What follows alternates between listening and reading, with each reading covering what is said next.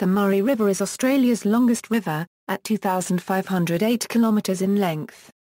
The Murray rises in the Australian Alps, draining the western side of Australia's highest mountains, and then meanders across Australia's inland plains, forming the border between the states of New South Wales and Victoria as it flows to the northwest. It then turns south for its final 500 kilometres into South Australia, reaching the ocean at Lake Alexandrina. The water of the Murray flows through several lakes that fluctuate in salinity, including Lake Alexandrina and the Coorong, before emptying through the Murray mouth into the southeastern portion of the Indian Ocean, often referenced on Australian maps as the Southern Ocean, near Julua. Despite discharging considerable volumes of water at times, particularly before the advent of large-scale river regulation, the mouth has always been comparatively small and shallow. As of 2010, the Murray River system receives 58% of its natural flow. It is perhaps Australia's most important irrigated region, and it is widely known as the food bowl of the nation. Geography: the Murray River forms part of the 3,750 km long combined Murray-Darling River system, which drains most of inland Victoria, New South Wales, and southern Queensland. Overall, the catchment area is 1/7 of Australia's total land mass. The Murray carries only a small fraction of the water of comparably sized rivers in other parts of the world, and with a great annual variability of its flow. In its natural state, it has even been known to dry up completely during extreme droughts, although that is extremely rare, with only 2 or 3 instances of this occurring since official record-keeping began. The Murray River makes up much of the border between the Australian states of Victoria and New South Wales. Where it does, the border is the top of the bank of the southern side of the river. This boundary definition can be ambiguous, since the river changes course, and some of the riverbanks have been modified. West of the line of longitude 141°E, the river continues as the border between Victoria and South Australia for 3.6 kilometres, where this is the only stretch where a state border runs down the middle of the river. This was due to a miscalculation during the 1840s, when the border was originally surveyed. Past this point, the Murray River is entirely within the state of South Australia. Major settlements along the following major settlements are located along the course of the river, with population figures from the 2011 census. River life: the Murray River support a variety of unique river life adapted to its vagaries. This includes a variety of native fish such as the famous Murray cod, trout cod, golden perch, macquarie perch, silver perch, eel-tailed catfish, Australian smelt, and western carp gudgeon, and other aquatic species like the Murray short-necked turtle, Murray River crayfish, broad-clawed yabbies, and the large-clawed macrobrachium shrimp, as well as aquatic species more widely distributed through southeastern Australia such as common long-necked turtles, common yabbies, the small clawless Paratia shrimp, water rats, and platypus. The Murray River also supports fringing corridors and forests of the river red gum. The health of the Murray River has declined significantly since European settlement, particularly due to river regulation, and much of its aquatic life including native fish are now declining, rare or endangered. Recent extreme droughts have put significant stress on river red gum forests, with mounting concern over their long-term survival. The Murray has also flooded on occasion, the most significant of which was the flood of 1956, which inundated many towns on the lower Murray and which lasted for up to 6 months. Introduced fish species such as carp, gambusia, weather loach, redfin perch, brown trout, and rainbow trout have also had serious negative effects on native fish, while carp have contributed to environmental degradation of the Murray River and tributaries by destroying aquatic plants and permanently raising turbidity. In some segments of the Murray River, carp have become the only species found. Ancient history. Lake Bungunya between 2.5 and 0.5 million years ago the Murray River terminated in a vast freshwater lake called Lake Bungunya. Lake Bungunya was formed by earth movements that blocked the Murray River near Swan Reach during this period of time. At its maximum extent, Lake Bungunya covered 33,000 kilometers extending to near the Menindee Lakes in the north and to near Boundary Bend on the Murray in the south. The draining of Lake Bungunya occurred approximately 0.6 million years ago. Deep clays deposited by the lake are evident in cliffs around Chowilla in South Australia. Considerably higher rainfall would have been required to keep such a lake full. The draining of Lake Bungunya appears to mark the end of a wet phase in the history of the Murray-Darling Basin and the onset of widespread arid conditions similar to today. A species of Neoceratodus lungfish existed in Lake Bungunya.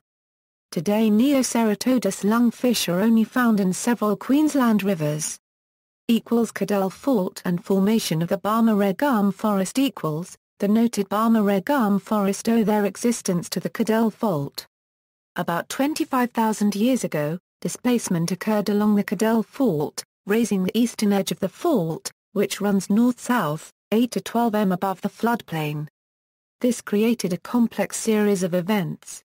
A section of the original Murray River channel immediately behind the fault was abandoned, and it exists today as an empty channel known as Green Gully.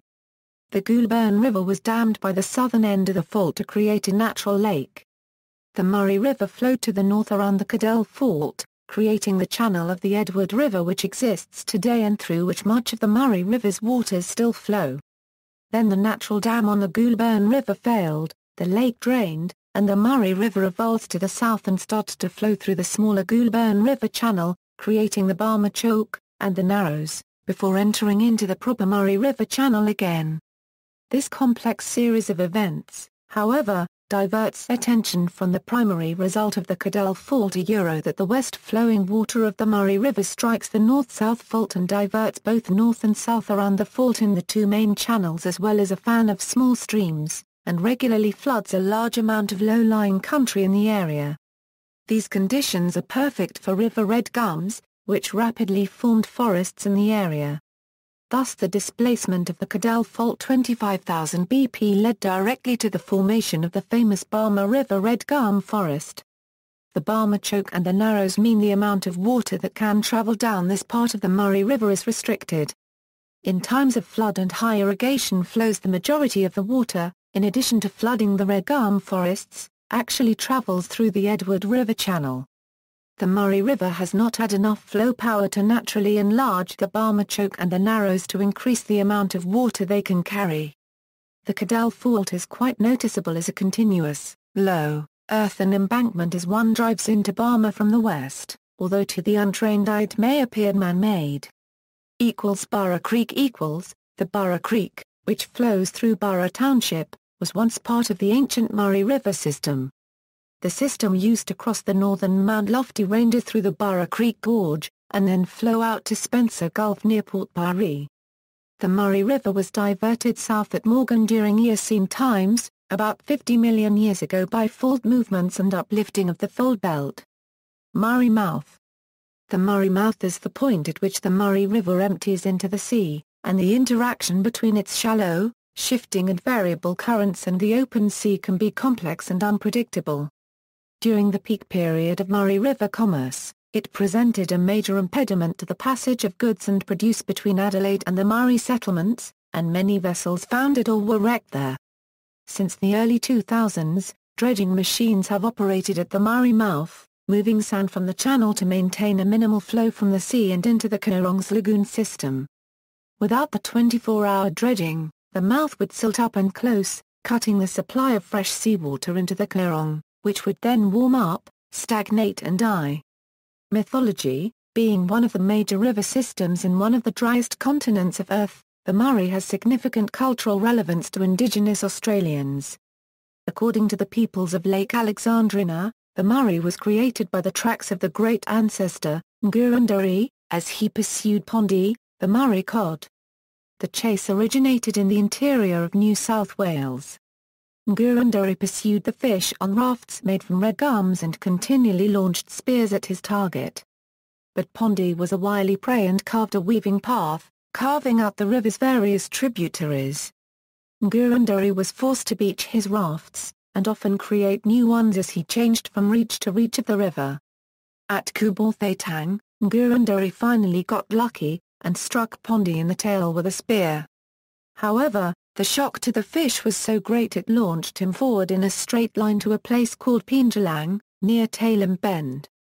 Eager to rectify his failure to catch his prey, the hunter and his two wives hurried on, and took positions high on the cliff on which Talem Bend now stands.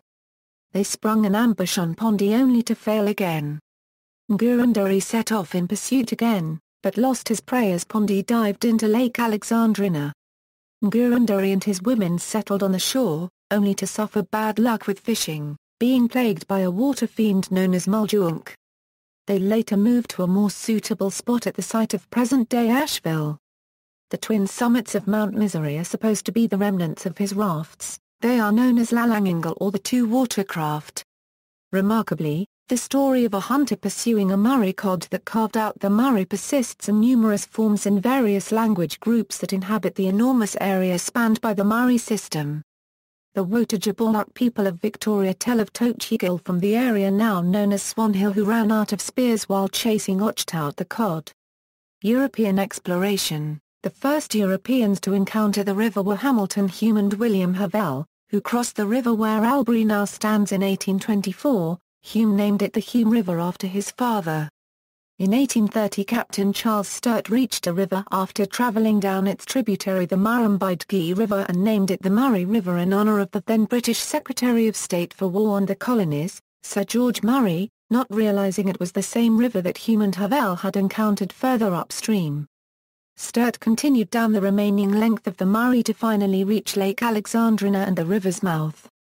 The area of the Murray mouth was explored more thoroughly by Captain Collett Barker in 1831. In 1852 Francis Cadell, in preparation for the launch of his steamer service, explored the river in a canvas boat, travelling 1,300 miles downstream from Swan Hill. In 1858 the government zoologist, William Blandowski, along with Gerard Kerr EFFT, explored the lower reaches of the Murray and Darling rivers, compiling a list of birds and mammals. River transport. The lack of an estuary means that shipping cannot enter the Murray from the sea. However, in the 19th century the river supported a substantial commercial trade using shallow draft paddle steamers, the first trips being made by two boats from South Australia on the spring flood of 1853. The Lady Augusta, captained by Francis Cadell, reached Swan Hill while another, Mary Ann, captained by William Randall, made it as far as Moama. In 1855 a steamer carrying gold mining supplies reached Albury but Echuca was the usual turnaround point though small boats continued to link with upriver ports such as Tocumwal, Wahguna and Albury. The arrival of steamboat transport was welcomed by pastoralists who had been suffering from a shortage of transport due to the demands of the goldfields. By 1860 a dozen steamers were operating in the high water season along the Murray and its tributaries. Once the railway reached Echuca in 1864, the bulk of the wool clip from the riverina was transported via river to Echuca and then south to Melbourne.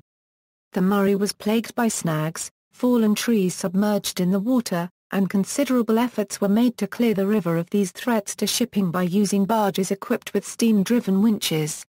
In recent times, efforts have been made to restore many of these snags by placing dead gum trees back into the river. The primary purpose of this is to provide habitat for fish species whose breeding grounds and shelter were eradicated by the removal of snags. The volume and value of river trade made Echuca Victoria's second port and in the decade from 1874 it underwent considerable expansion. By this time up to 30 steamers and a similar number of barges were working the river in season. River transport began to decline once the railways touched the Murray at numerous points. The unreliable levels made it impossible for boats to compete with the rail and later road transport. However, the river still carries pleasure boats along its entire length. Today, most traffic on the river is recreational. Small private boats are used for water skiing and fishing. Houseboats are common, both commercial for hire and privately owned.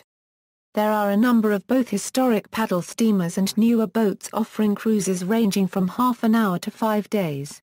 In 2009, British adventurer David Cornthwaite walked and kayaked 2476 kilometers along the Murray River from source to sea. River crossings equals. The Murray River has been a significant barrier to land-based travel and trade. Many of the ports for transport of goods along the Murray have also developed as places to cross the river either by bridge or ferry. The first bridge to cross the Murray, which was built in 1869, is in the town of Murray Bridge, formerly called Edwards Crossing. Water storage and irrigation. Small-scale pumping plants began drawing water from the Murray in the 1850s, and the first high-volume plant was constructed at Mildura in 1887. The introduction of pumping stations along the river promoted an expansion of farming and led ultimately to the development of irrigation areas. In 1915, the three Murray states New South Wales, Victoria, and South Australia signed the River Murray Agreement, which proposed the construction of storage reservoirs in the river's headwaters as well as at Lake Victoria near the South Australian border. Along the intervening stretch of the river a series of locks and weirs were built. These were originally proposed to support navigation even in times of low water, but riverborne transport was already declining due to improved highway and railway systems. 4 large reservoirs were built along the Murray, in addition to Lake Victoria. These are Lake Hume near Albury Adawinga, Lake Mulwala at Yarralunga, and Lake Dartmouth, which is actually on the Mitta River upstream of Lake Hume. The Murray also receives water from the complex dam and pipeline system of the Snowy Mountains scheme.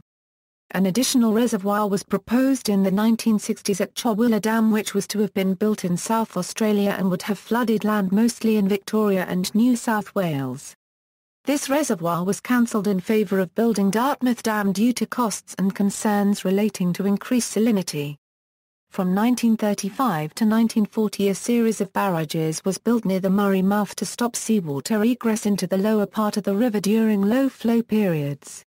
They are the Julwa Barrage, located at 632 metres, Mundu Channel Barrage at 800 metres, Boundary Creek Barrage at 243 metres, Ewe Island Barrage at 853 metres, and Torwichia Barrage at 3.6 kilometres.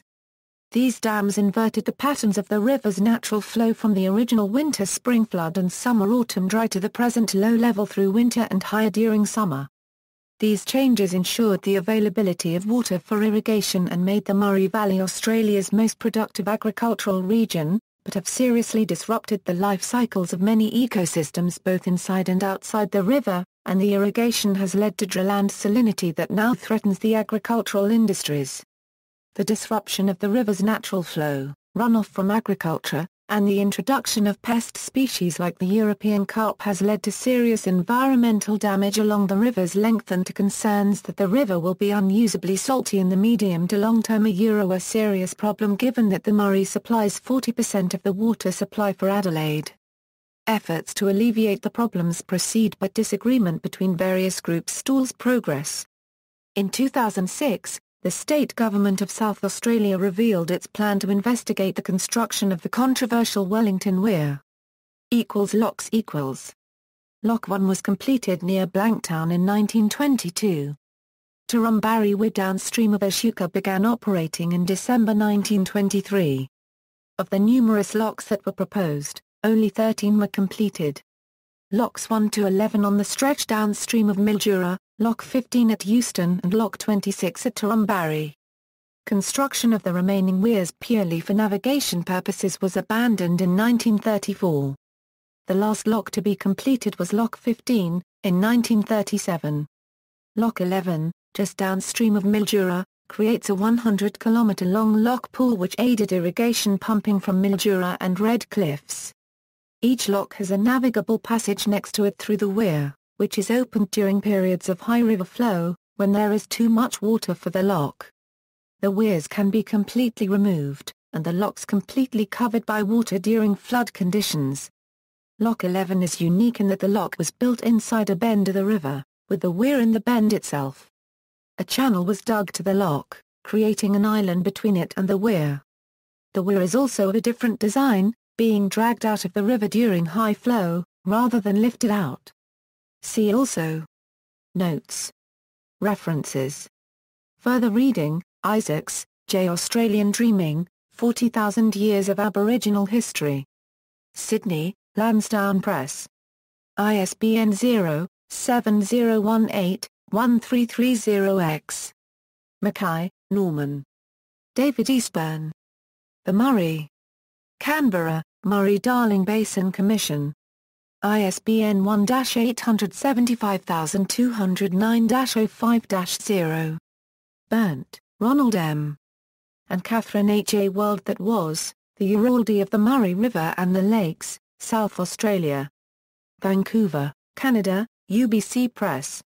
ISBN 0-7748-0478-5.